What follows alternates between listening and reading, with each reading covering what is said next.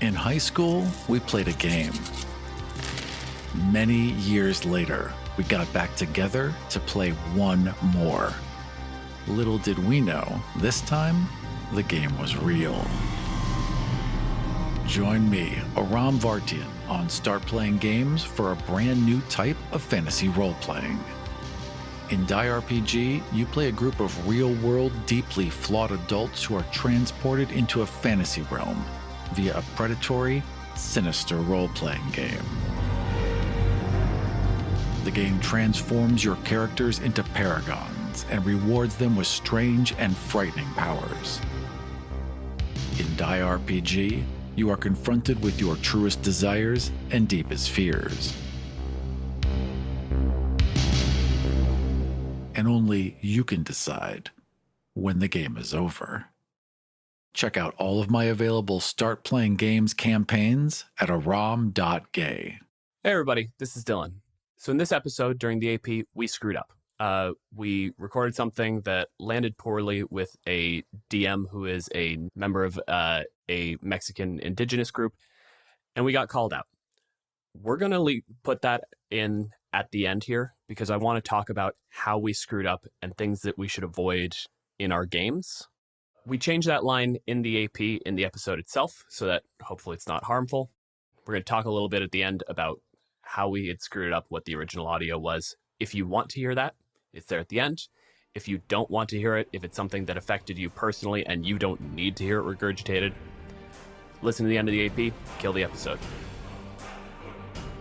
My name is Aram. I'm the writer and producer of the actual play Dungeons & Dragons podcast, God's Fall. My name's Dylan. My pronouns are he, him, and I'm a physicist from Canada. Welcome to Kill Every Monster.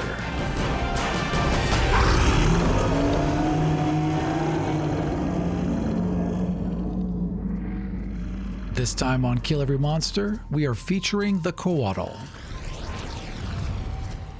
The Monster Manual describes Couatl as benevolent serpentine beings of great intellect and insight.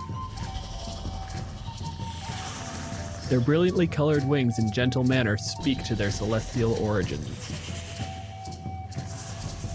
Couatls were created as guardians and caretakers by a benevolent god not worshipped since the dawn of time, and which is forgotten now by all but the Couatl themselves. Most of the divine mandates given to these beings are long since fulfilled or failed. However, a number of Couatls still watch over ancient power, await fulfillment of prophecy, or safeguard the heirs of creatures they once guided and protected.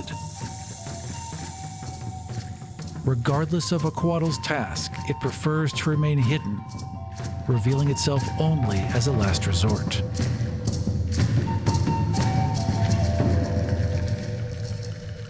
We are joined by Carlos Cisco. Carlos, whose pronouns are he, him, is a newly minted narrative designer with work on the DM's Guild, #iHunt, and in MCDM's Arcadia. Or it feels new, because time got real elastic during those early days of the pandemic. His primary craft is television writing, but unlike design work, his ascent was not quite so propulsive, spending the last decade clawing his way up the ladder to find himself recently as a writer on Star Trek Discovery. In the immortal and often maligned words of the Enterprise theme song, it's been a long road getting there from here.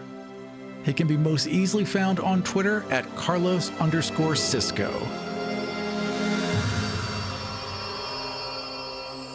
Welcome to the show, Carlos. Happy to be here. I'm going to point out that we are going to need this one to be two-pronged, Carlos. What is a Couatl, both to you and just like in general for the audience? Base thing, when you're looking at them, they're these sort of large wing snakes. You know, the Couatl was always an interesting thing to me because the art in it is so goofy in the AD&D Monster Manual. And it's described as this like beautiful celestial thing. And I was always like, what is this like weird little like hairy wing snake? But it was actually the first thing that sort of led me into like Mesoamerican mythology and stuff like that. Because like I was, you know, as a kid, like I feel like most gays, really into Greek and Egyptian mythology, and this was actually the first window into sort of I'm Mexican American, and so this was like the first window into a mythology that was not just sort of Western European.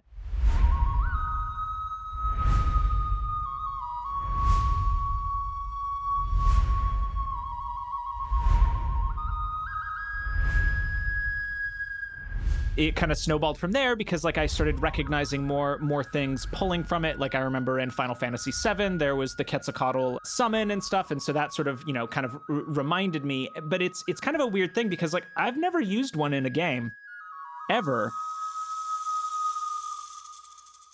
I think with most celestial creatures, they're kind of hard to use outside of some sort of like guide. And then it's like the stat block isn't that useful in that sense because then I can sort of use it however I need to. As far as a lot of D&D cultural appropriation goes, it's fairly benign. Yeah, it's fairly benign because there's nothing there. Yeah, but it's also presented even in like the mythologies that, you dip into the Forgotten Realms or the Eberron mythology, and they're still sort of used in a similar way to how they were known in Aztec mythology as sort of these like creators. D&D definitely has its share of very offensive cultural appropriation or, really misogynistic tropes. But like for this one, to me, it doesn't raise my hackles in the way that like I look at other things and be like, that's bad, you guys. In essence, it's a big, pretty, winged snake who's really nice. Yeah. There's all these parts where it's like it thinks forever and has these long, drawn-out plans. But if an adventurer can't plant some corn, it's going to pop out of the jungle and be like, here, let me help you, right? Does kind of imply that they like take a long time to get things done. I'm not so sure it takes a long time for the task. I think they're all ADHD and they're just any distraction pulls them off track for like a year, 2 years, and finally they get back on. When you have like a, multi-thousand-year worldview, taking a couple weeks out to help that peasant ain't no thing. On the topic of timescales, I want to call out what I think is the weirdest choice they made in the 5e entry, which is calling out a celestial being's reproductive habits. The gem egg doesn't necessarily bother me so much as the fact that, like, it's a celestial being. Why did you have to specifically call out? Because they can steal the egg, because it gave you something to steal. So for the benefit of the listeners, it calls out that they all know, give or take 100 years, that they're going to die. They get basically the little precog flash of like, oh, I'm on my way out. And when they realize they're going to die, there's a conservation of Couatl, so they have to find another one, make their little gem egg. This is an example of the worst possible kind of parent. The parent who's gone through their life and at the last minute is like, oh, I've left things undone, so I'm going to have a child, and then push all of my bullshit onto them. Okay, so why hasn't there been a published adventure specifically focused on getting this Couatl laid? Like, honestly, like that... If we don't get the Couatl laid, we can't hold back the seal. Yeah, like you have to, exactly. Like this Couatl has like this most important task of like, whatever it's doing is the key to keeping the abyss from just pouring into the material plane. And if you don't get this Couatl to fuck, it's over. It's over. That should have been the adventure. Just me and the Couatl at a bar. Trying to find someone to fertilize her egg. And then my next question is just looking at sort of the wording of this is it doesn't say anything about sex in terms of and I mean that in like biological sex. So could it be any two Couatls? Does it have to be a male and a female Couatl? Oh, I would say no, because yeah, you're right. There's no sex. There's just a sharing of magical energy. I don't see why two male Couatls couldn't make a little gem egg. I don't see why they have gender. They're snakes. I know that snakes technically have sex and all that stuff, but they're flying wizard snakes. I don't think they care.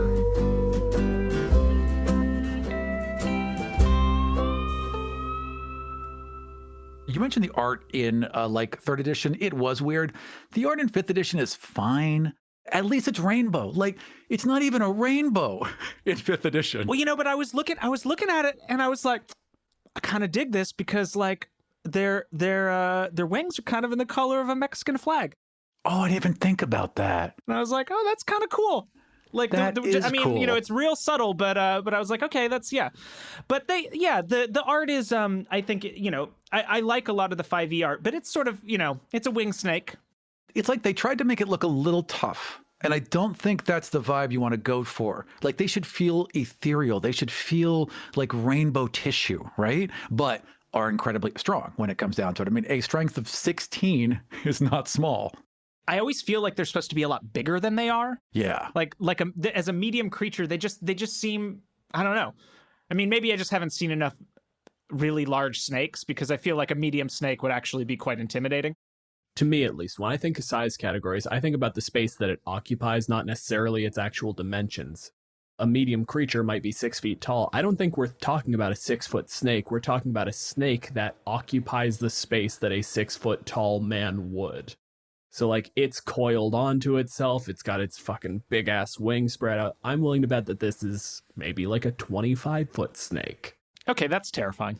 It's just that, like, if you put it on the ground and it wasn't using its wings, it's coiled up, it's standing like, that's guy size. That's not that scary. And then it takes off. And you're like, oh, that will... okay. And they are very long and very feathery. So that does fit in with the design. Like, it could shrink down to a very small size. Snakes are good at that. The pride with which you said that. Oh, I love that it's a good snake. You don't get good snakes. Like, there is nowhere in typical, Western mythology where there is hi, I'm here to help you. I'm the nice snake. It doesn't happen. So this is fantastic. It is strange too. Well, not strange, but when you think about it, it's like when you see snakes, like, I think like the general sort of instinctual thing is, run away. So I think that's probably why. The Witcher was talking about how, like, no one does insect monsters, right? There's not a lot of insect monsters, but there are in certain cultures. And when you take them literally, Jesus Christ, a giant insect is just terrifying. There's nothing to connect with. Yeah, when you see like close-up pictures of beetles and their mandibles, you're like, no, that if that was giant, no. I mean, like, that sequence in Honey, I Shrunk the Kids is a horror movie. Horrifying, absolutely horrifying, yes. I don't care if they become friends with that ant. It's terrible. Even with a snake, there's still like, it's got kind of like a human-ish face. Like, you can relate to that. There's something to connect with once you get over the initial terror of it being a 20-foot-5 winged snake.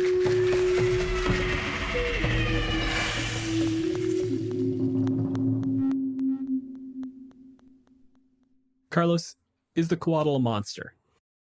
Well, I mean, when we just talked about, the snake actually being like, 15 to 25 foot long, by the definition of a large, ugly, frightening thing, if I saw a big fucking rainbow wing snake, I'd certainly nope out in the other direction. But I think when you're looking at sort of the totality of what these beings are, that's sort of an unconcise way of just saying no. End of the day, Couatl falls into a category that I'm just starting to call NPC monsters. They are story monsters. They are there to generate story, not conflict. Here's the thing that you give to your players if you ever need something to toss out a real quick cure wounds, give them a quest. Oh, they're quest givers, 100%. They're basically so ancient that most of the divine mandates given to these beings are long since fulfilled or failed. I always view any sort of celestial or fiend creature as sort of a really clever robot. Like, they're manifestations of just elemental energy, right? Like, an angel isn't a creature, it's good walking around. Same with the devil. It's a celestial construct, basically. The idea of Couatl wandering around with, like, impossible to fulfill or expired rules, I love it. I think that's fantastic. I think too, it actually lends itself, if you wanted to use a Couatl as a villain in some way, these sort of expired edicts that don't make sense in the modern world, whatever our sensibilities are, could be a good way to use it.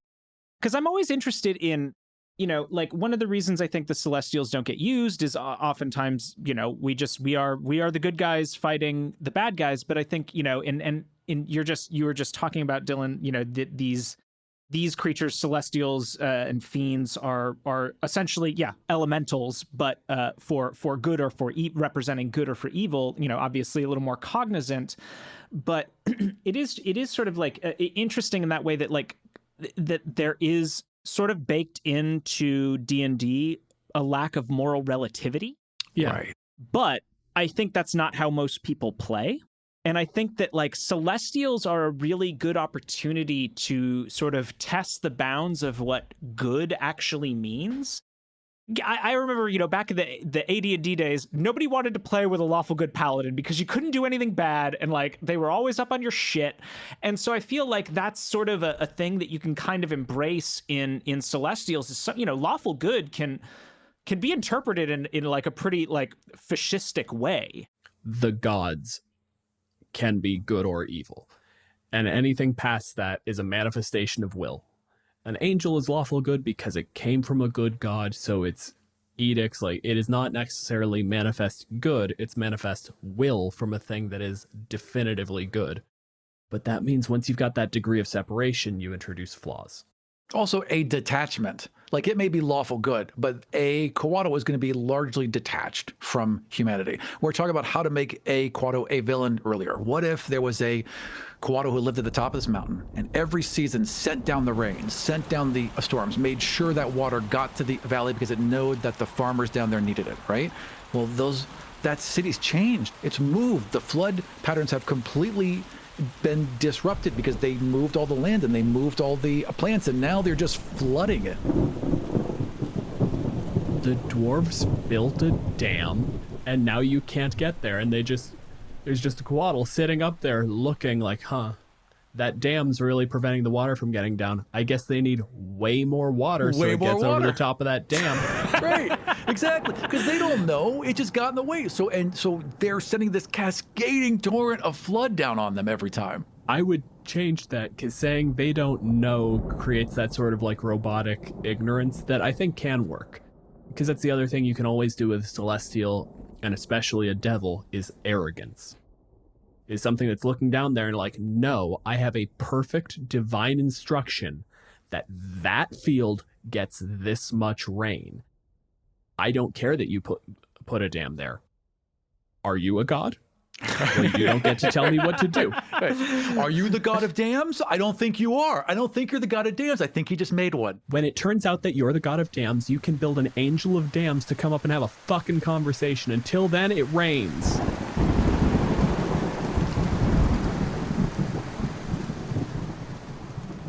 How would you change the Couatl in 5th edition? Well, I think it goes back to what I said earlier about messing up Celestials, and I think in general, the Celestials, Angels, Couatls, all of this sort of needs that Celestials in general need an overhaul to figure out how people can use them in their games, other than, as you said, like messengers or coming in to be a healer or, a divine guide for a thing. I think that like finding new and interesting ways to muddy up, and again, this is not directly Couatls, just the larger picture, but Celestials would be probably the thing that I would want to see. Give them the ability to step back into the ethereal plane, because if you have a creature that is this good, that is designed not to be attacked, basically, this is not a thing that is designed to be fought. It needs a way to escape. That thing should be able to jump into the ethereal realm and get away. This is an interesting point, because there's been a lot of creatures that are designed to not fight. This is also a creature that's designed to not kill, because its bite attack has a poison effect, and that poison puts you to sleep. Will put you to sleep while the poison effect is active, and the poison is one saving throw or be poisoned for 24 hours until the poison ends, the target's unconscious. You're out for a full day, and most things with an effect like that are written specifically such that you're like, oh, and if you make your save, then you're safe from this poison for a full... Right. No. Not this one. If it bites you and you don't go to sleep, it can try again until either you go to sleep or you die. Go to sleep, go to sleep, go to sleep, go to sleep. Just biting you over and over. We're done, we're done, we're done, we're done. Which ties in fairly well to the other ability, which is Constrict, which is just squeezing them while quietly whispering to them over and over again, shh, go to sleep, shh, go to sleep. They do have the ability Dream, or the spell Dream. So if you can make something go to sleep, that is hostile to you, and then enter its dream, so you can be like, buddy, let's talk. Come on. Now that we're not swinging swords, what a great way to do it, too. Just like, nope, sorry, bite. Now we can talk. Because like some parties just there are some parties that are overly aggressive, especially if they see any kind of like non-humanoid monster, and that would be a good way to sort of, you know, bridge the gap.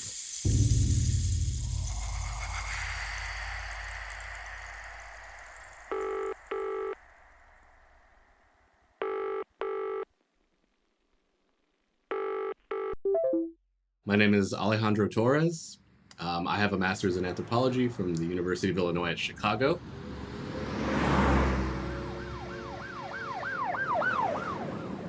When I was there, I specialized in mortuary practices, and I studied specifically the population genetics of the classic Maya. I was looking at questions about ethnicity and the formation of group identities and kinship. Basically what I did was I used traits on bones, very discrete traits on bones, to actually get at discrete heritable traits that you can actually find on these bones to answer questions about population genetics and how people are related to each other, how people are actually moving across the landscape. And I did that all, again, in the classic Maya period context. How would I more correctly pronounce Couatl? It's pronounced Couatl in Nahuatl, and that's my like Hispanicized Nahuatl. Like if we actually got an indigenous Nahuatl speaker, they'd probably say it differently too. That TL sound tends to throw people off, but it's okay if you pronounce it as Couatl, with like almost like you're saying waddle. That's fine. But if you wanted it to be more accurate, it'd be Couatl. What is the story of the Couatl? These feathered serpents, they tend to hold a close association with rulership and fertility among various Mesoamerican cultures. Different archaeologists argue that they are crucial figures who help to legitimize the royal lineage of a particular ruler. They'll want to use these feathered serpent icons to align themselves with the most influential political powers of the time, or the most powerful or influential ancestors of the time as well. So they're adopting these supernatural feathered serpents as their ancestors, in part because they also see them depicted all over these abandoned Toltec sites. Because like archaeology is not just something that's done now, right? People in the past were also able to access these ruined areas and see the art for themselves.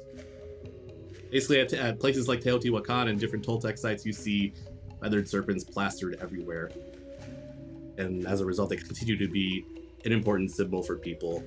But as that feathered serpent image continues to spread out across space and time, people start to adopt different meanings and associations with them. In central Mexico, for example, the feathered serpents shed some of that association with water that we see earlier on in the archaeological record, and they take on a stronger association with wind, the morning star, Venus, and the sun as well. And by the time of the Spanish conquest, their original older watery origins have taken a back seat to these newer meanings. But the feathered serpent continues to retain these watery associations among communities that have strong ties to bodies of water, such as like lakes, rivers, and water-filled sinkholes that we call cenotes.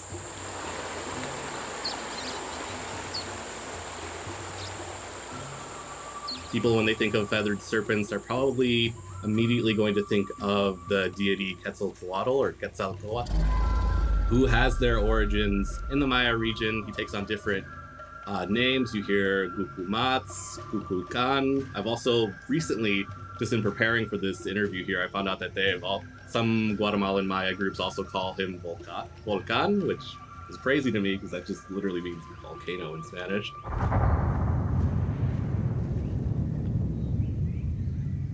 He has a very strong association with the creation of people, especially with the Central Mexican creation myth of the five suns.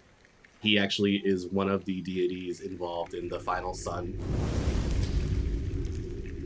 So in the final world, after people and the world have been created and destroyed 4 times before, people's bones are residing in the underworld.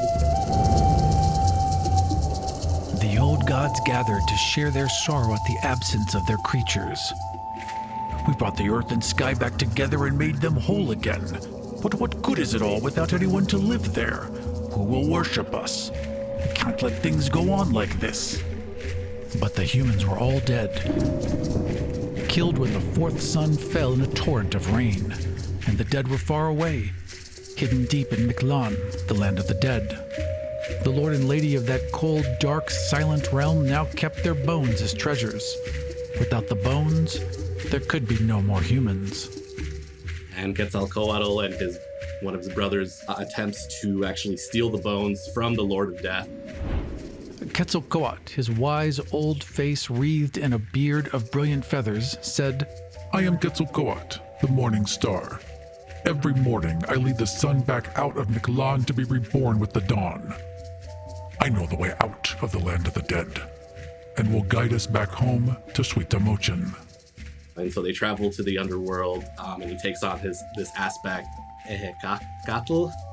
It's an aspect of Couatl where he dons this mask with his beak, and it lets him control the wind much more powerfully, and he's able to snake his way down through the treacherous underworld and steal the bones of humanity so that people can be reborn and reshapen.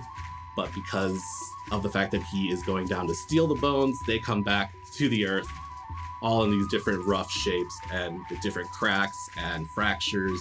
And so people are recreated once again, but they come in all different shapes and sizes.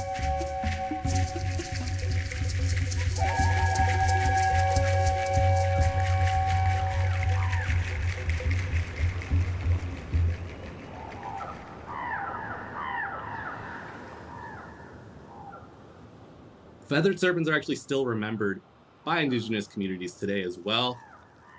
In the southern state of Chiapas in Mexico, various ethnic Maya groups still talk about these supernatural creatures whose job it is to protect and purify water sources, because these are the water sources that these communities rely on for their survival.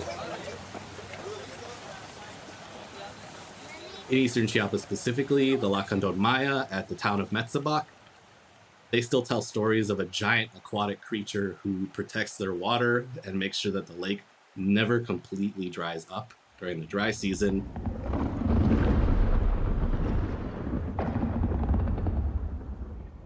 In this particular community where I work, local people would tell me when the water level dries up just enough, when the dry season is just bad enough, the water level will actually drop far enough down that you can actually get a glimpse of this ancient rock art of the water lily serpent, a specific variety of the feathered serpent that has these nice crests on its head and on the back third of its tail. You see the water lily pad on its forehead. It has a crest. It's also got like these fish, these like cool little spotted fish on the front and the back, just kind of like chomping down on parts of its like feathers and things like that. When the water level actually gets low enough, you can see this rock art, and it's rock art of these two water lily serpents actually facing each other. I think a lot of us, especially in the US and in other places where we're not worried about our sources of drinking water, we're not worried about how clean our water is, whether or not we're going to get sick when we drink water. We really could take away those lessons from the Couatl, because that's kind of their job.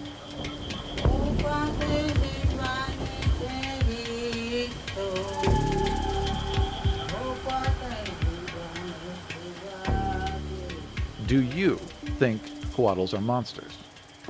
Oh no, they are not.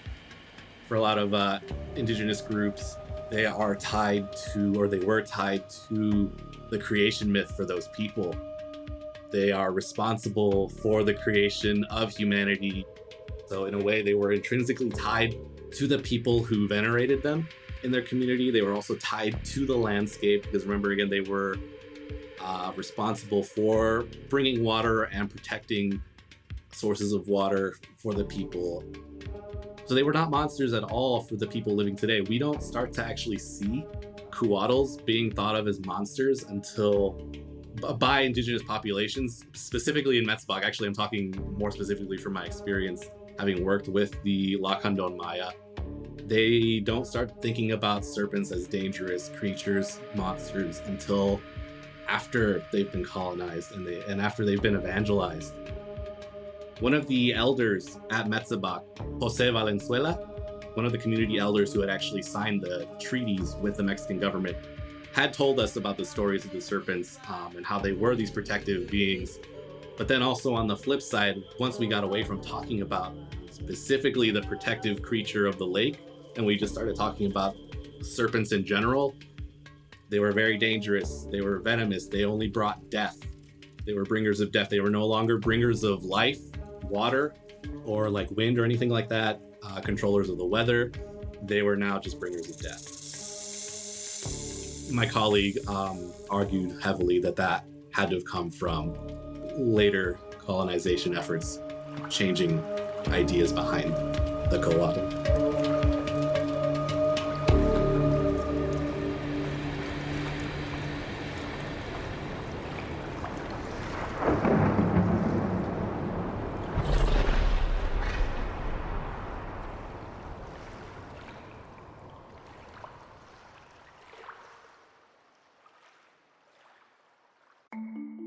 As a podcast network, our first priority has always been audio and the stories we're able to share with you. But we also sell merch, and organizing that was made both possible and easy with Shopify. Shopify is the global commerce platform that helps you sell and grow at every stage of your business, from the launch your online shop stage all the way to the did we just hit 1 million orders stage. Whether you're selling scented soap or offering outdoor outfits, Shopify helps you sell everywhere.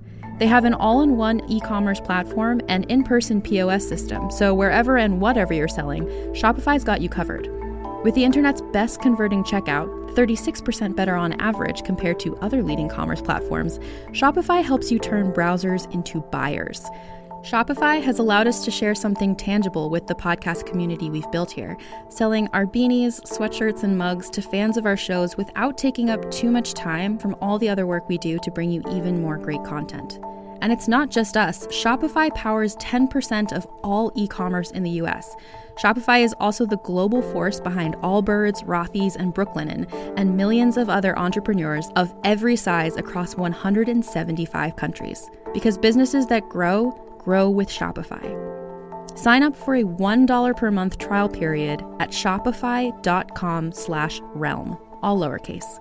Go to shopify.com/REALM now to grow your business, no matter what stage you're in.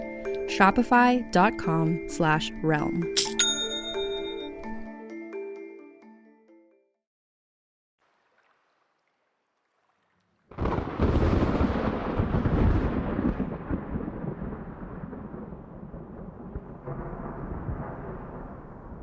It has been a long trek. The Valley of Embers is not a pleasant place to walk through in the best of days, and there's that constant fear. There have been long rumors of a dragon that hunts in this territory, so every shadow, every cloud is a minor panic attack.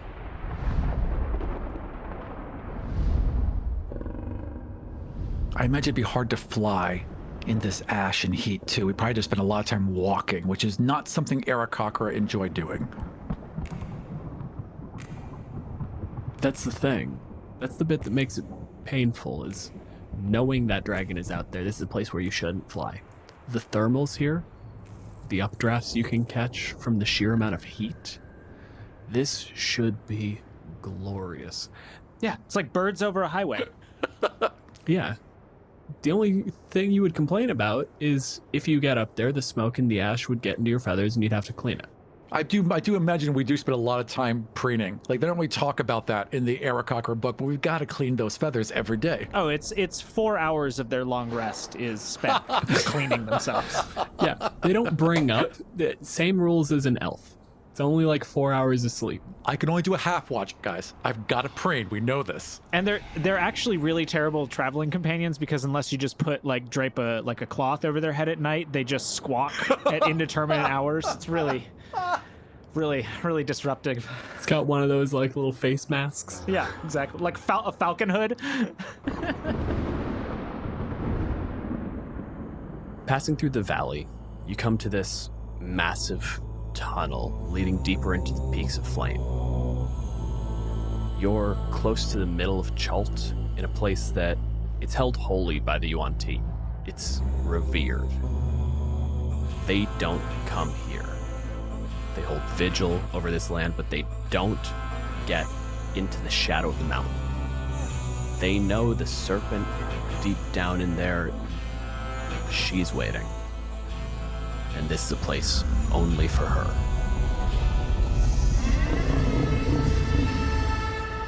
They warned you not to come here. Some of them tried to stop you. Yet here you are. Being generically bird folk, being an Aarakocra and an Owlin, the idea of a tunnel is always a little off-putting. Nobody likes being closed in. So when the mouth of the cave is a 50-foot diameter, it's hard to decide if that's comforting or not. As a scout, as an Aarakocra scout, this is a bit beyond my knowledge. I have good knowledge of the forest and nature and what I need to be able to survive and figure things out. But as far as a giant hole in the side of a mountain, that's beyond my knowledge. Maybe not for my friend, though. Yeah, so I sort of, that weird bird walk where they sort of half hop sort of over towards the wall of the cave and kind of look at it. The first thing that you're sort of looking for, being as this is going directly into the side of a volcano, is basically any signs of lava flow. Looking for those sort of igneous formations that you get as lava sort of cools and dries out. Not dries out, that's completely wrong. Jesus Christ, that's not how lava works. It ain't wet, guys. It's not like the stone got dissolved and heated up. Nice recovery. Threw in some science there just so people would know that you know your shit. Good job. Yeah, it loses some of the effect when I'm throwing it in there to be like, hey, did you know I'm a moron? Yeah, so you're looking around for these little igneous formations, those giveaways of like lava flow, because that would be the first sign that this is a bad idea. Well, only if it's an active volcano. And, the smoke and the sputtering at the top sort of imply. Yeah. This is a D&D world. You don't put volcanoes that are inactive in a D&D world. Of course not. Everything in D&D exists for plot purposes, and inactive volcanoes don't create plots. Unless you're like going into the caldera for some reason, because there's something in there. There's always, okay, anyways. Yeah, we'll talk later. Back to the rocks. Anytime a DM would describe a volcano as inactive, I would immediately be like, sus. Okay, for now. You didn't add for now, DM, but we know it's coming. The thing that you notice when you're looking at like sort of deep features is the way this is sort of scarred up. It looks sanded, something hard and coarse. But the places where the edges should be, the places between those gouges, are smoothed over. Whatever created this scraped it, but it did it so long ago that you have to look for those features.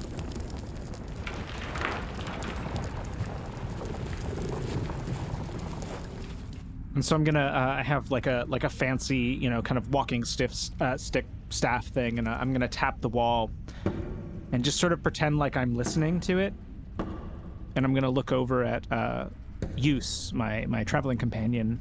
I'm gonna say, do you hear that?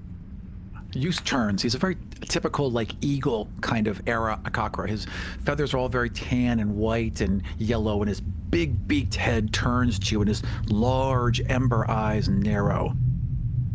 And he listens. But he does not hear. He hears the cave, maybe some water, maybe some stones in the wind just beyond the entrance. But that is all that I hear. Use. You will need to learn to listen to the stones, to many things that you, as a being of the air, are not used to listening to. Your journeys will take you many places. Use listens to Sansei's words. Owlin have always been creatures of wisdom. We seek you out when there are questions we just don't have answers for. Listening to rocks is an odd thing for me, but I do remember flying past mountains, hearing the winds whip through the peaks, hearing the song of those stones. If those stones can sing, then maybe these stones can speak, but it's just very quiet, and he really has to listen. So he pulls in his wings, closes his eyes, and grows very quiet, and tries to hear what it is you're telling him to hear. I want you to give me a perception roll, Ram. +5. That is a 2. That is a 2 + 5 is 7. Not a goddamn thing. You haven't fucking learned a... You bringing along a guy specifically for wisdom, and you haven't listened to a fucking word. I'm listening. Listening and absorbing are different. Yeah, just doesn't hear anything. Nothing. It's just no intake. And so I'm going to look at him, understanding this, that he's just not hearing what I'm trying to tell him, and that this has sort of been a repeated trend throughout the entire journey, which may be why we've lost a couple people too. I don't know. I don't want to place blame on anyone, but it wasn't my fault. Did you say it out loud? Turns around like, hey, that was personal. This combat's starting real early. No, I wasn't saying that in character. That's just, you know. D6 psychic damage. Perhaps if I wasn't so, as we call it, pigeon-headed, I would have seen these things by now. Do you think a pigeon is the bird equivalent of a bull? I think a pigeon is stubborn. Dumb and stubborn. I'll give you that. But strangely resilient. Well, that's the only reason. Like, if you're that dumb and stubborn, you should be dead. You're not because you're resilient. All right. Anyway, you continue down.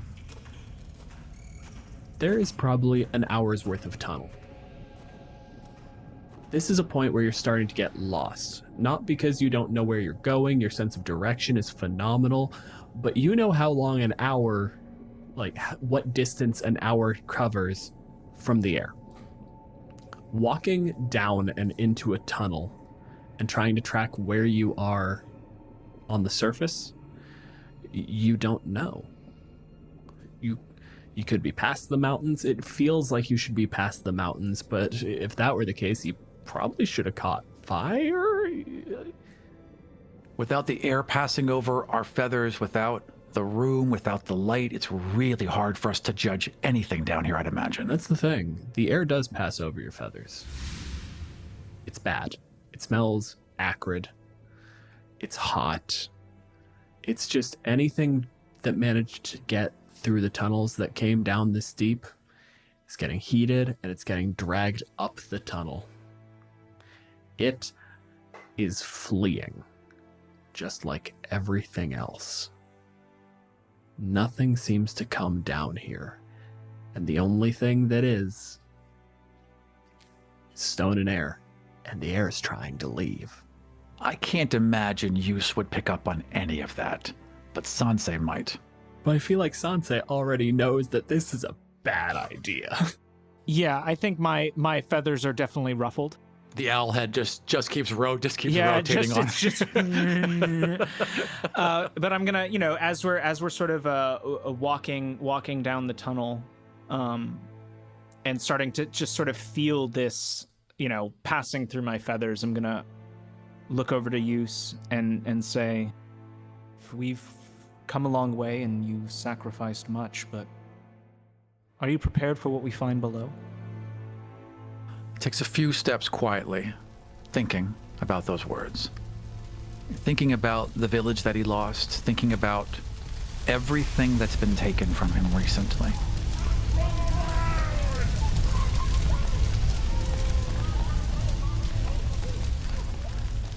And he nods, and he realizes he's ready for anything, because there's nothing else left for him, just this path forward. I assure you, I am ready. That is some phrasing that is concerning. There's a simple word choice. There are people who see a path ahead and a path forward. There's a choice that's already been made. Knowing sort of what is in his rapidly beating bird heart, I sort of look again over to him and say, "Why are you doing this? And I mean, I know why, but before we descend much further, I think you should really hear it for yourself again. Why you've brought us all this way. Because I was given a great responsibility, and I failed. You were a scout, not a warrior. One has scouts, so they do not need warriors.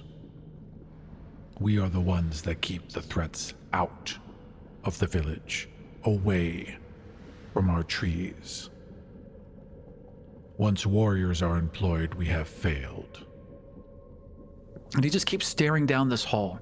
He's now looking like into the darkness, but through the darkness. Like he's got that 1,000-mile stare. There's something at the end of this tunnel, and he believes it's his salvation, and he just can't take his eyes away from it. To undo things, we shall see what awaits us at the bottom of the tunnel. We shall, my friend. Together.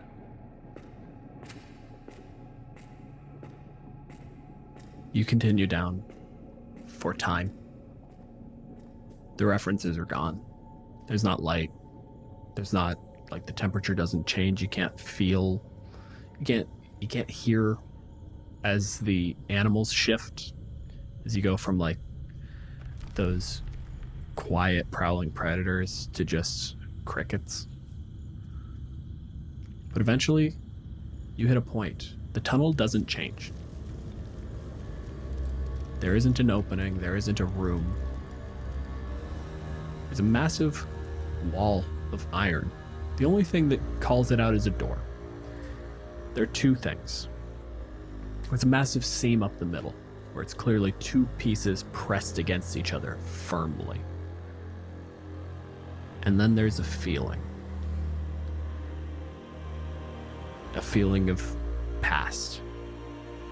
Just that wall, you look at it and you can feel it. Something back there is dragging you forward. There is something on the other side of this wall. And every time you try to form the word wall in your head, it just gets overwritten. It is not your thought. It is an item being struck from the record and replaced. Door. Door.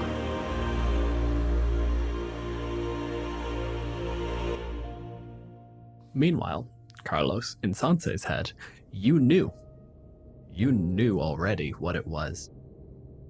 And instead of that feeling of something being struck and replaced, it's the low hum, just agreement. When you think of what might be past that, of the danger it could hold, of what it could do, there's just almost a chuckle. Just, yes. There's one irregularity. There's one thing throwing you off on all of this. One thing that stops you from thinking, sliding door, just hands up, push to either side, it'll slide open. That's a rock. Big fucking rock in the middle of the door. Not a gem, not a stone. It is dark, not quite black. It's not, it's not obsidian. It is stone, but it is heavy. There's a weight to it. It is probably 15 feet up, and it's maybe 8 inches across. It's like a cantaloupe. Oh, it's like one of those watermelons grown in a square.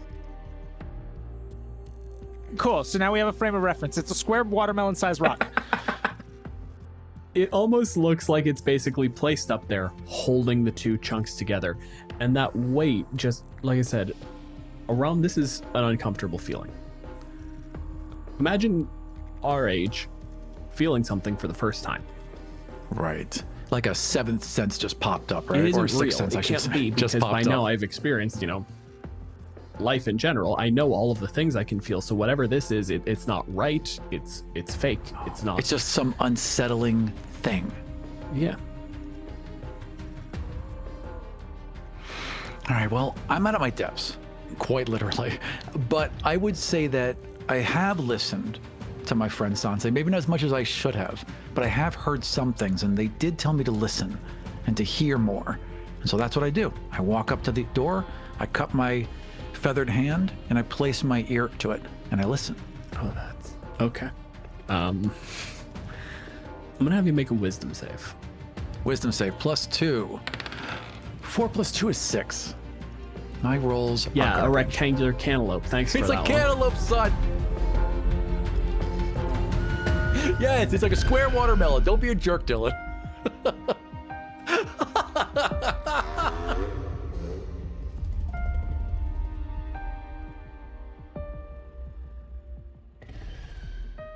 Aram, tell me about the last nightmare you had. Oh, it's the same nightmare. It's the same nightmare every single time. He's on the forest floor. He's looking up at the treetop canopies and homes of his people, and they are burning, and he can hear screams, but he goes to fly and he can't. His wings are burned. He's just trapped there on the ground, staring up, helpless, as his whole village suffers.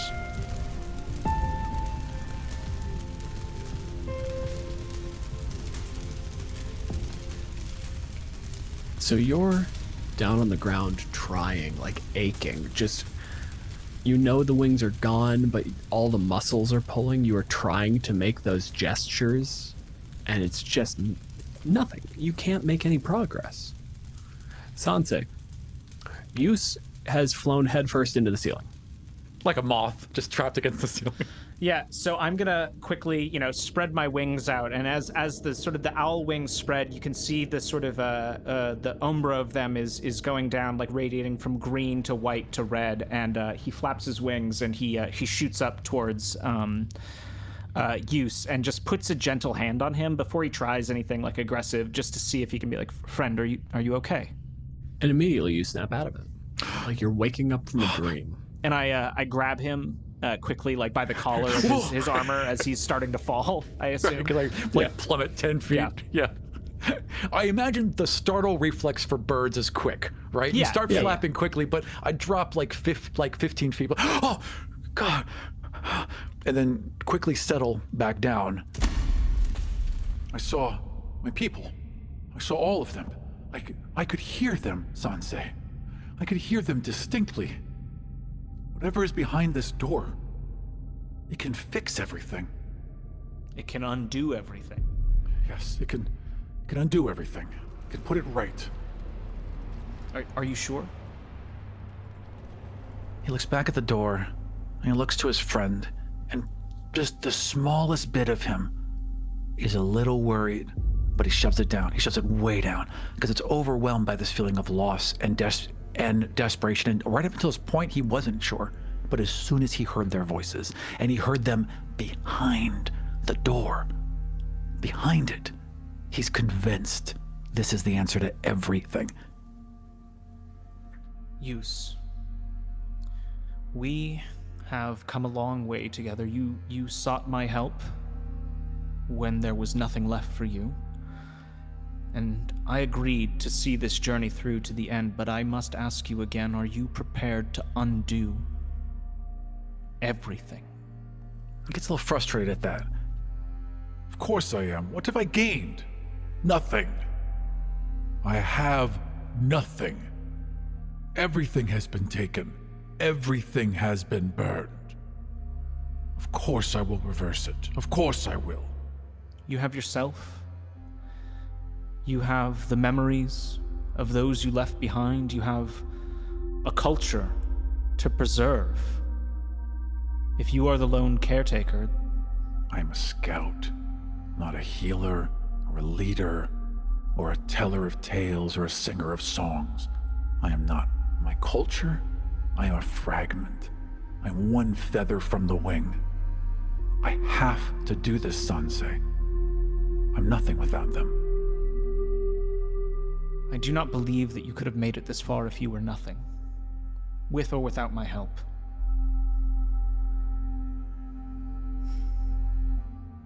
What lies behind that door is not the answer you're looking for. It is just more questions. Then I will answer those questions. This is the door. This is the path forward. We were brought here for a reason. This has to be true. I mean, ultimately, the choice is yours. As I said, I would see this journey through to the end. Leaving this behind is only a lost cause. Only makes this a lost cause if you see it that way. There is a path ahead, but I do not believe it is behind this door. Put out a hand. I'd put the hand straight to the door, just slap it down. Can I feel anything? You can feel two things. Power and death.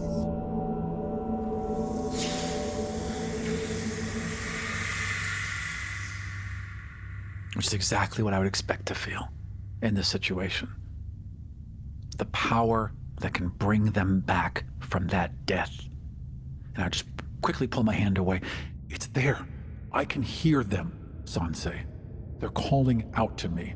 I have to open this door. And I would fly up to the rock. I'm gonna stay down on the ground, but I'm gonna look up at my friend and say, are you sure you're not hearing what you want to hear? That whatever's behind that door knows what's in your heart and is telling you exactly what it wants, which is for you to open that door. That little bit of doubt grows for a moment. It just swells in his mind, and he just clamps it right back down. And he looks at you, and he just shakes his head. Then we shall find a point of bargaining. And he slams his claws into that rock and grips it tightly. And the moment you grab into it, it's like lightning. You grip and you squeeze as hard as you can, and then you squeeze harder, not willingly, as energy just courses into your claw and squeezes every muscle to the point where you think bones will break. And you see cracks start to form. And the voice, the same one that chuckled, the thing that keeps reminding you, not wall, door, tells you exactly what you know. We will strike the record clean. It will all be undone. And we will begin anew. And your eyes go from a wide slit to just a little flash of just direct snake eye. And that stone cracks under your grip. It shatters and you're left holding this bar, an iron rod. There are two little hooks on either side that this bar kind of held between. And the moment that stone is shattered, you can just lift it up out of the slot and unlock the door. So as I see the stone shatter, I'm gonna sort of shake my wings and point my stick up at him, and I'm going to cast Hold Person. All right. Make that wisdom save. DC 14.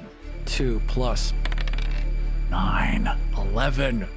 You are going to take a d6 of falling damage. Thud. And I'm gonna release the spell after that. So yeah, you're going to take 2 points of bludgeoning damage. 2 points of bludgeoning damage. Ow! And I just kind of look at you, just stunned. That bar is still in place. The stone had shattered, and the moment it broke, that was when the spell went off. What are you doing, Sansei? We're so close. We are close, but this is not the choice that you should be making here. I have tried to impart lessons onto you to guide you in such a way that you would make the right choice for the good of all, not just for the good of yourself and those you care about. This is my world, Sansei. It is the entire village. There is a whole world out there. You have not flown but a day's journey from your roost. What do you know of the world? I know that we sought nothing from this world, asked nothing from this world. and yet they sought us out and destroyed us. And he's kind of circling around you now. There's like 10 feet away, and he's kind of walking carefully. He's got one wing open, and his feathers are reaching towards his crossbow. I know everything I need to know about the outside world, Sansei. I know that they are killers and destroyers, and if they had found us earlier, they would have wiped us out then. And if I gave them a single inch, they would come for my throat too. That's what I know. But there are also those who create things of great beauty, who love deeply. There is a whole sublime half to the abysmal that you refuse to see. And you would sacrifice all of that for ultimately nothing. Because what you seek to undo, those things we wish for don't often appear in the way that we anticipate or would like. Words are riddles, and I am tired of them. And I would just leap into the air again and go for that rock. It's all about getting that rock and getting out of this tunnel. I'm going to try and just pursue after him. Then I'm going to have you guys roll for initiative. Initiative, I have a +3. 8 + 3 is 11. I cannot roll past 10, apparently. This is text. 14. As I zip past you, flying up, you watch as the wings flap, and as there's a flutter of owl feathers as my body unfurls into the snake form, and I just sort of coil up directly on top of the thing. Most of my body is literally just on top of the rock, while the wings are just flying, and you just see the large snake head looking down at you. I'm gonna say, you do not want to do this. My character must know what a Couatl is, or at least I've heard of them. They must have some, right, significant, or even that, just seeing a winged serpent. I would fly back. I would fly backward, but I'm hovering there. Do I know what a Couatl is? That's gonna, everything I do next is gonna determine, it's gonna hinge on that. I'm gonna call this a religion check. Natural 20. You know, those history checks, or those religion checks, so rare. I had a grandmother. I had this old, wizened grandmother eagle who would collect us all in her nest and tell us old stories. And the Couatl was my favorite. It was my favorite story. This is something that was just in my grandmother's dreams. This was never real. And now it's here, in front of me. It was a story about redemption. It was the same source as the Yuan Ti, these creatures that have been enemies for years, that come after you, that are trying to stop you from scouting. And then there are some that were blessed with feathers and wings. Snakes that could fly. Allies. Just creatures of benevolence and truth. All in opposition to the night serpent. It is a creature of nightmares. A liar. A liar who would show me this. And he goes to ready a crossbow. Carlos, I'm willing to give you the transformation. It's just sort of like a free, while you're moving thing. It's just cooler that way. Okay. So do not treat that as your action. The scales sort of flex on the body, and you watch as this sort of dust sort of shimmers out and covers the body as I cast Sanctuary. You do not want to fight me, friend. This will not end well for you. Sanctuary is actually a bonus action if you want to do anything else as well. No, I'm good. I mean, I'm trying not to, I'm trying one last time to not have to fight him in this situation, I just got to give you the options. Oh no, for sure. In that case, Aram. He fires an arrow. Oh, you son of a bitch. Make a wisdom save. 13 + 2 is 15. 14 is my DC, so. Just got it. crossbow snaps up in an instant. Boy, is he fast with it, and fires a bolt at you that's a little larger than a bolt you'd normally see coming, and it expands into a net, and then just right around you. Okay. A large or smaller creature hit with the net is restrained until it is freed. A net has no effect on creatures that are formless or creatures that are huge or larger. A creature can use its action to make a DC 10 strength check, freeing itself or another creature within its reach. So this shouldn't be hard for you. Yeah. No, but it probably does make me collapse to the ground, right? Yeah, it stands to reason. Ties up your wings even for that split second. You're going to take a d6. 3 points of bludgeoning damage. We both took falling damage. Unlike Marvel, Dylan pays attention to falling damage. This net unfurls, it catches, and your wings tangle. Like every time you try to move, the problem with a net being a snake is like when you move and you bend, you just go into one of the holes a little bit and then you start dragging it around. Every motion you take moves the net more and tangles it more. Around that voice at the back of your head tells you, They're here. They're on this side with me. And after I fire that arrow, my move action is to go straight to the stone. this thing is lodged in there. Years. Millennia. It's not going to be a trivial thing. It's going to take a pull. So I want you to make me a strength check. I can't on this round. I have to wait till my next round. That's fair. All right, Carlos. All right. Well, I'm gonna take my action, I guess, and just like burst out of the netting. So I got a 12. Oh, close. Just barely. And then I'm gonna fly back up to you. But that's my action, I assume, right? Yes. Freeing myself from the net is my action. All right. Yeah. So I'm just gonna fly back up and just again and I'm gonna say, Use, I plead with you. What you seek is not forward through this door.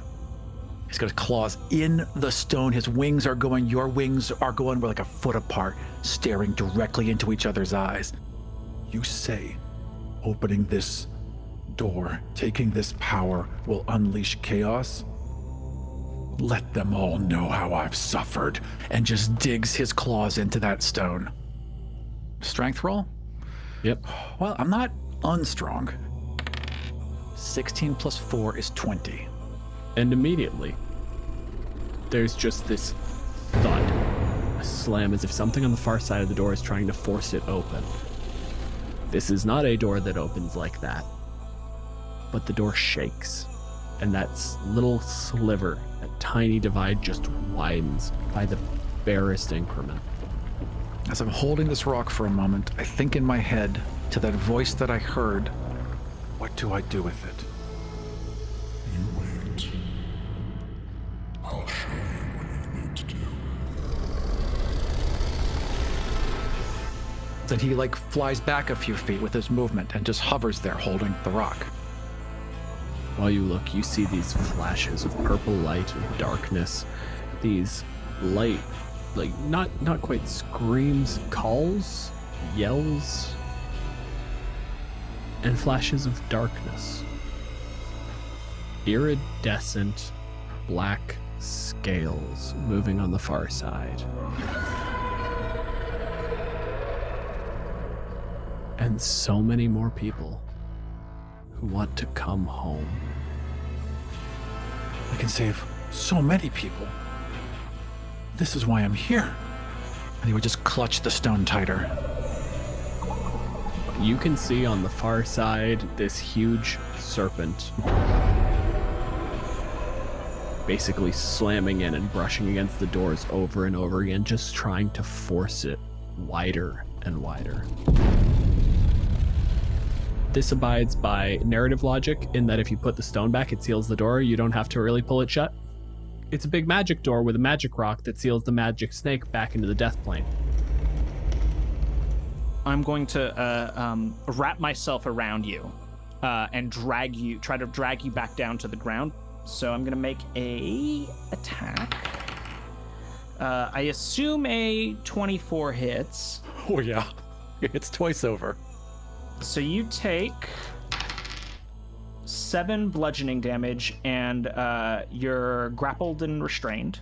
And so I'm going to just pull you down to the floor of the cave. Aram, you are stuck. Your escape DC is 15 for the record. I cannot be the one to return that stone to the place that it belongs, but you can. You can make that choice. It's true, he doesn't have hands. I can hold it in my mouth, but it's awkward. It's really gonna have to be you. It will take me a whole action to do that. Does it look like we have that kind of time? Just put it back. Just put it back. So I've got the stone. I'm all wrapped up, but I'm still clutching this stone.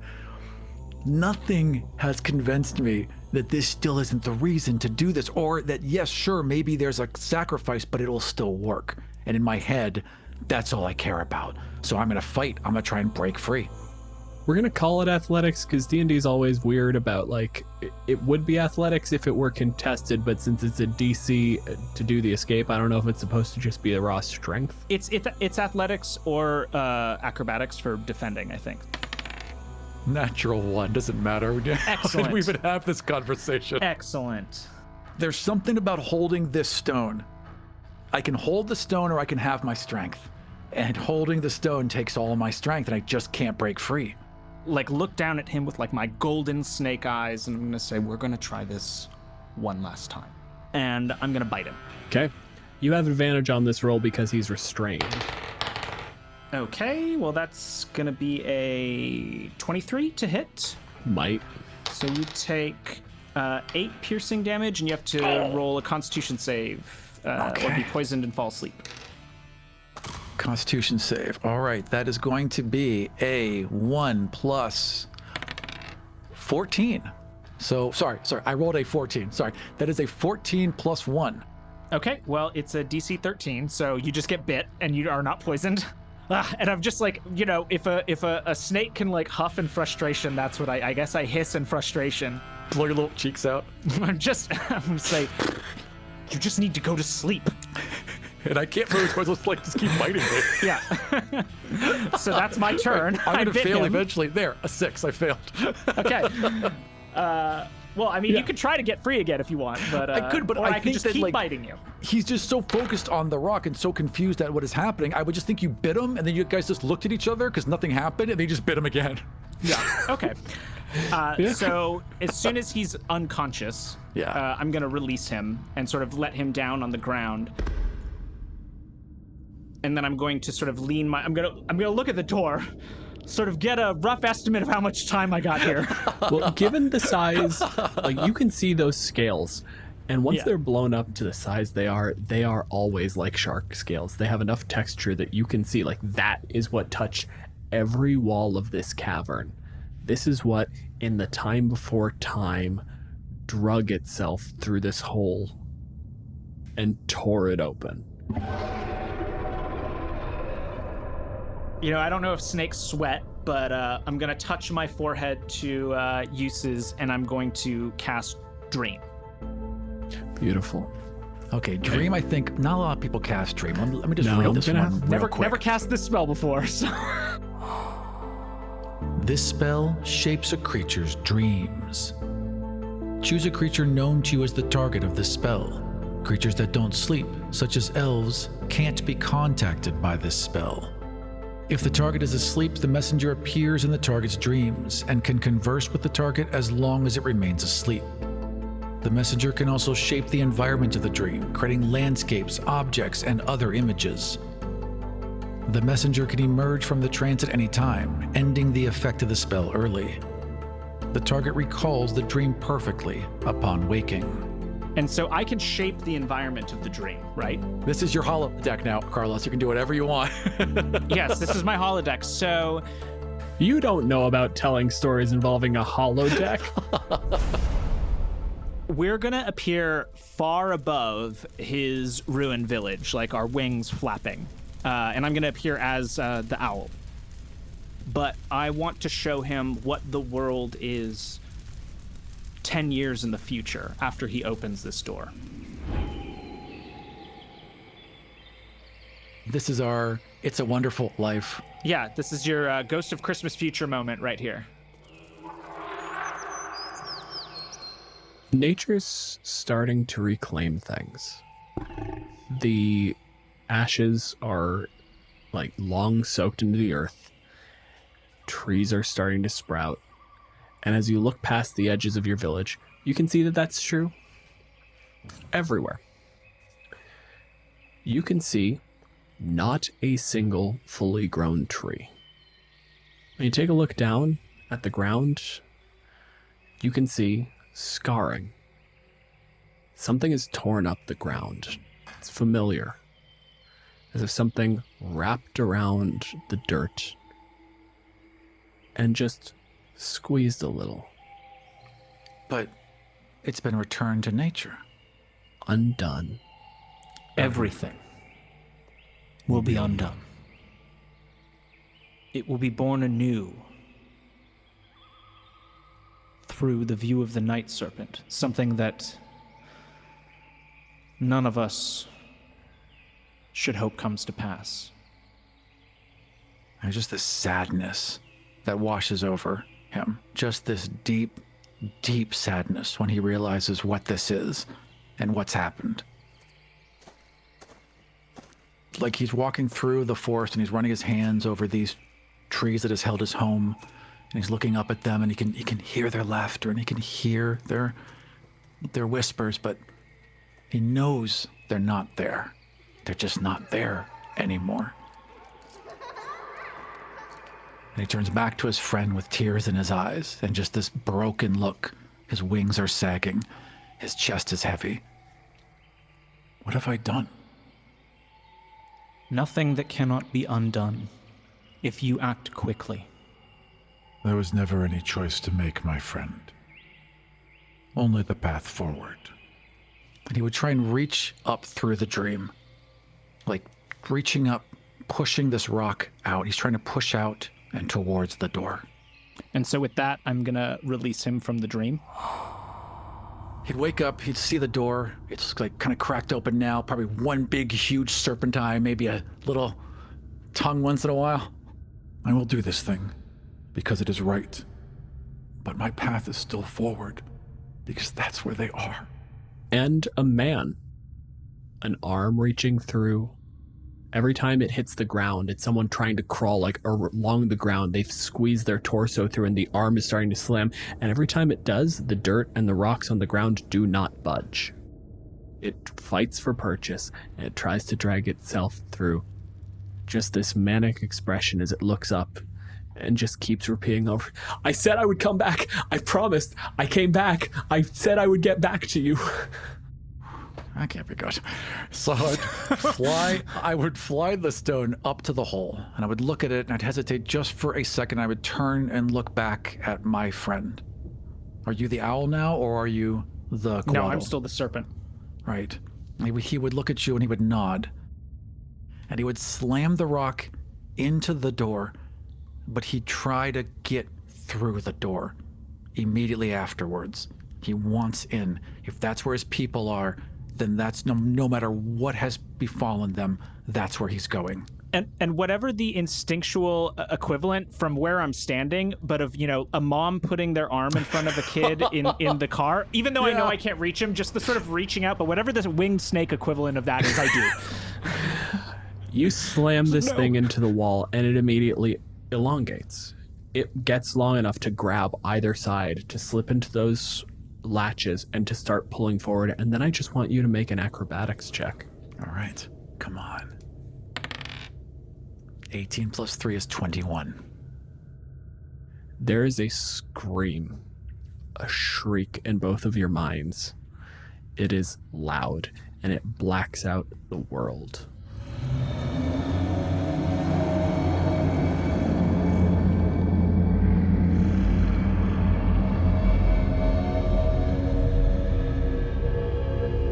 Sanse, you come to a sealed door, and just this green, transparent arm fading into ether. And you're left alone. One single tan feather falling to the ground. Not even. Not even that. Not even, no trace of me. I'm just gone. The arm fades back into the fugue plane,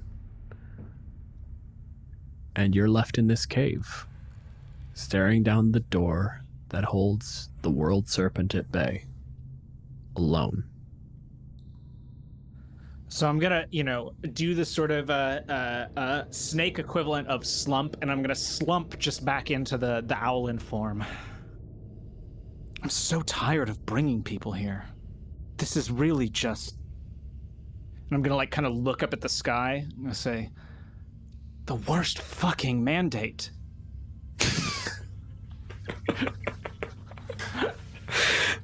Perfect. Perfect. Thank you for joining us for a DM deep dive into the Couatl. We were also joined this episode by Alejandro Torres, an archaeologist, DM, and writer from Chicago. Alejandro is writing his own Maya-themed world setting and planning a podcast to discuss Mesoamerican representation and celebrate Latinx indigenous creators in the TTRPG space. He plays Milo the Halfling Fighter on the Ademo_AS and Morphos_XL Twitch channels every other Wednesday. He loves to chat about Maya archaeology, podcasting, and TTRPGs on Twitter at Tonal_Teca. For more information about us, notes for each episode, and ways you can help support the show, head over to killeverymonster.com. If any of the ideas we've discussed in the show have sparked some of your own, tell us about it on Twitter at KEM Podcast. You'll find me at Aram Vartian and Dylan at DJ Molenfant. For ad-free episodes, early releases, bonus episodes, print-ready maps, my DM's notes, and Aram's character sheet for each encounter, head over to patreon.com/killeverymonster. You can also listen to ad-free episodes and bonus content by subscribing to the show on Apple Podcasts. Our theme intro and many of the sound effects you hear in the show were created by BattleBards. Check them out at battlebards.com. This episode was produced by Aram Vardian and Dylan Malenfant. Aram also did the editing. Carlos Cisco was our guest. You can find him on Twitter at Carlos_Cisco. If you are like me and all that information just fell right out of your head, you can find everything you need at killeverymonster.com. And we'll see you next time For Kill Every Monster.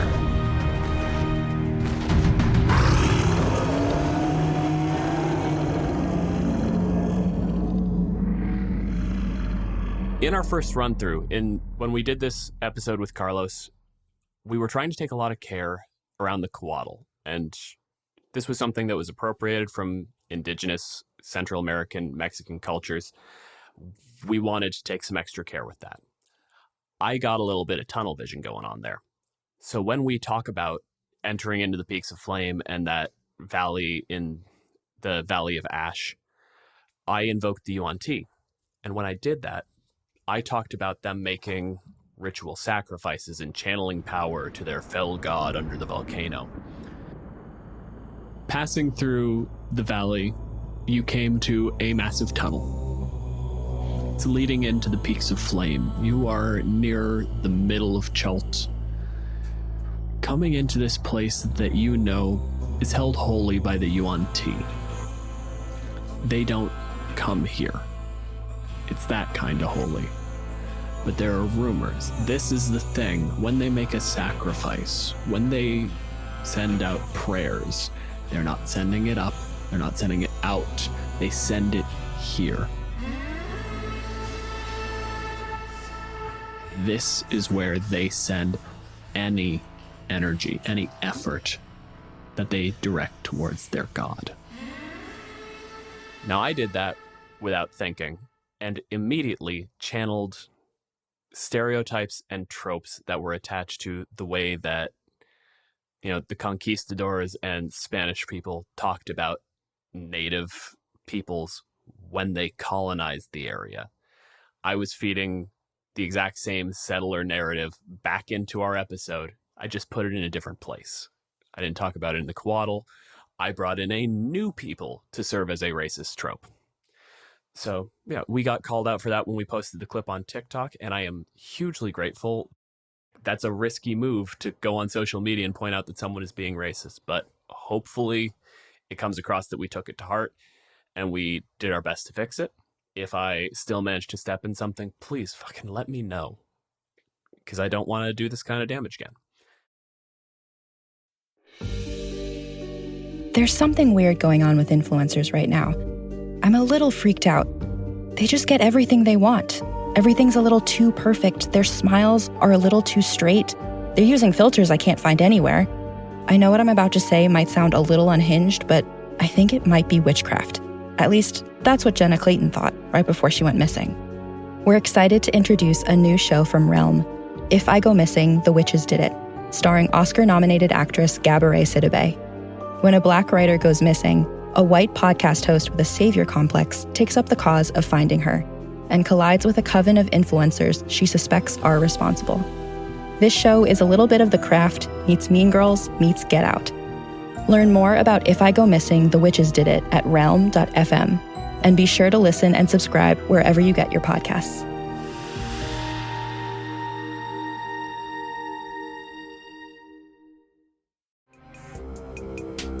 This show was produced and edited by Dead Ghost Productions. Find out more about us and all the shows we make at deadghostpro.com.